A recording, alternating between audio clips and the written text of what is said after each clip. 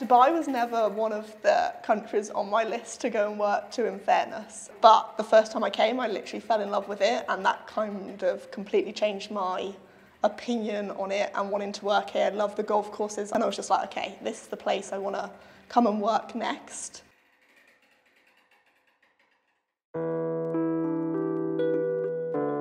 So I've been based at the Claude Harmon Golf Academy probably coming up to 4 years now. I joined in September 2019, and I joined after interning twice at the golf school. I realised that this was a place that I wanted to come and work in terms of Dubai, and it was a great way to kind of experience how kind of lessons were given, what the job entailed, and kind of just getting kind of stuck in a little bit, meeting the coaches, meeting the team, and just helping out. So it was the perfect opportunity to come here next. I am the only girl here at the moment. I'm very lucky in the fact that the guys are like family to me. They look out for me, and we do get on so well, which makes every day a lot easier. We have all abilities here at the academy, so we have beginners through to our junior program. We also have your standard amateur up until your elite player and pros that we teach as well. So it covers everybody really. We make sure that whatever your needs are, they're met as close as we can. Kind of across the time that the school's been open, even when it was Butch Harmon first and now into Claude Harmon, they've had some amazing players come through, some great amateurs. And I think that's just come down to the instructors themselves when it was kind of like, now that it's Jamie, Joe, Mike, the whole team, and before when it was like Justin, Claude, and they were here, it just shows kind of the level in which the school is and the reason why people maybe come to us as well. We've kind of had down in the past kind of like Matt Fitzpatrick, Tommy Fleetwood, Nicholas Coltsart, Thomas Dietrich. So we do get a lot come and utilise the facilities kind of in January, maybe November time, just before the race to Dubai. So we do get a few familiar faces pop down every now and again. It's amazing working under Claude's name and having the opportunity to kind of like meet him. He comes and sees us kind of at least once, maybe twice a year. So we get that chance to kind of watch him give lessons, ask him as many questions as we want, kind of bombard him, I guess, a little bit. I was really lucky. I went and watched the US Open with him last year when it was at the country club, and just kind of watching him, seeing him at work is awesome, really. So we're very lucky to be under the Harmon name, I guess. The list of players Claude's taught, kind of having 2 world #1s in kind of Brooks and DJ, and then just kind of the level that they still remain at, and kind of coming back from injury, specifically in Brooks, and just kind of seeing him come back and win a major was awesome.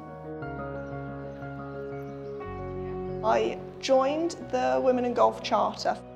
It was kind of my mission to do their Women in Golf Foundation programme, and you couldn't do the programme without becoming a signatory on the charter. So I basically just persuaded Jamie that this was something we had to do. Like, I'm a big advocate for growing the women's game anyway. I think being a female, growing up through the sport and kind of seeing how it is still evolving and becoming more inclusive is amazing, but I still want to like do more, leave kind of a legacy, however cliche that sounds. Obviously already been doing a lot in terms of trying to like build a ladies program here, working alongside Jenny with Chicks with Sticks, but it was like, what can we continue to do more? So I was like, if I can get on their leadership program, there'll be more that I can develop as a person to maybe grow myself as a coach, as an individual, and then maybe a leader as well. I basically contacted Jackie at the RNA and was like, what is the process here to join the charter, do the program? And we just kind of came up with our goals and initiatives that we would do to help grow the game, commit to the charter, and then it kind of went from there, really. I think with women's golf, there's definitely kind of that trend for more people to get into the sport. It's one of those sports that I think once you play, you actually kind of like get hooked. You just have to like kind of break that barrier of getting to a golf course or a driving range and trying it, and then you realise actually, I quite like this. But I think the way that trying to get more coverage of the women's game, I think is going to be a big step in the right direction, and we saw it kind of for the US Open. I believe they had it on mainline channels at kind of peak times, and their coverage spiked by like 100%, which is a ridiculous statistic really, that shows that if it is covered, people probably will watch it too, which is great.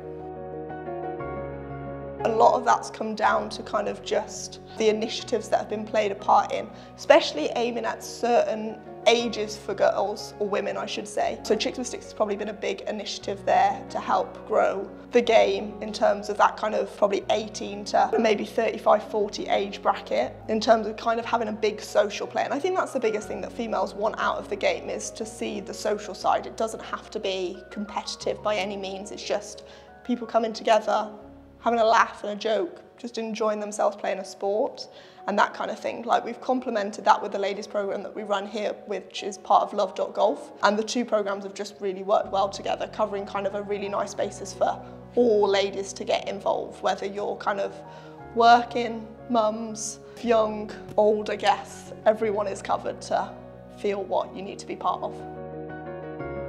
Recently we had a talk with the RNA and the EGF to kind of come together and kind of really push women's golf. So I think the fact that the UAE is the first country to have all golf clubs signed on the charter means that the UAE and the EGF are making a massive push for the women's game to come to the forefront a little bit more. So yeah, why would you not want to play golf in the UAE?